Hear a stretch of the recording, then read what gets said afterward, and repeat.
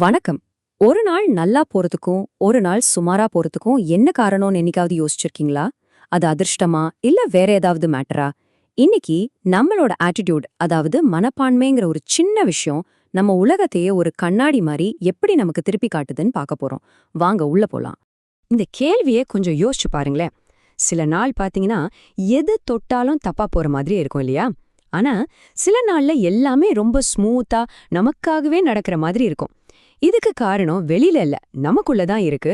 அது என்னன்னு தான் இப்ப பார்க்க போறோம்.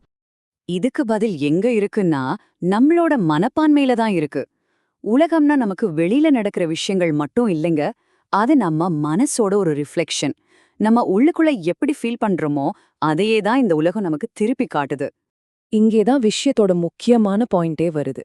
சிம்பிளா சொல்லணும்னா, நம்ம ஆட்டிடியூட் எப்படி இருக்கோ அப்படிதான் நம்மள சுத்தி இருக்கிற உலகமும் நம்ம கிட்ட நடந்துக்கும். யோசிச்சு பாருங்க, நீங்க ஒருத்தரை பார்த்து சிரிச்சா அவங்களும் பதிலுக்கு சிரிக்க நிறைய சான்ஸ் இருக்கு இல்லையா? இது ஏதோ பெரிய தத்துவம்லாம் இல்ல, நம்ம டெய்லி லைஃப்ல பாக்குற ஒரு பவர்ஃபுல்லான உண்மை. சரி, இது எப்படி ஒர்க் ஆகுது? இத நாம ஒரு சிம்பிளான உதாரணம் வச்சு புரிஞ்சுக்கலாம். இத கண்ணாடி கொள்கை அப்படின்னு சொல்லுவாங்க. அது என்னன்னு பாப்போமா? இந்த கண்ணாடி கொள்கை ரொம்பவே சிம்பிள். இந்த உலகம் நம்ம கேக்குறத கொடுக்காது. நாம யார நினைக்கிறோமோ அதே தான் நமக்கு திருப்பி கொடுக்கும்.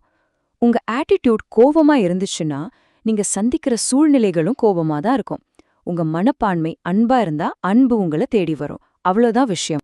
இந்த அழகான கோட்டு இதை இன்னும் தெளிவா சொல்லுது பாருங்க. ஒரு கண்ணாடி நம்ம முகத்துல இருக்கிற பாவங்களை எப்படி அப்படியே காட்டுதோ, இந்த உலகமும் அப்படிதான். நீங்க கண்ணாடி முன்னாடி கோவமா நின்னா கோவமான முகத்தை தான் பாப்பீங்க. சிரிச்சா சிரிப்ப பாப்பீங்க. அதே மாதிரி தான் நம்ம உலகமும் நம்ம கிட்ட நடந்துக்குது. ஓகே, இந்த கொள்கை எப்படி ஒர்க் ஆகுதுன்னு பாத்துட்டோம்.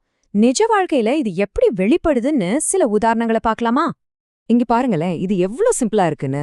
நம்ம மத்தவங்க கிட்ட அன்பா நடந்துக்கும் போது அவங்க மட்டும் இல்ல, நம்மள சுத்தி இருக்கிற சூழ்நிலைகள் கூட நமக்கு சாதகமா மாறுறத நம்ம ஃபீல் பண்ண முடியும்.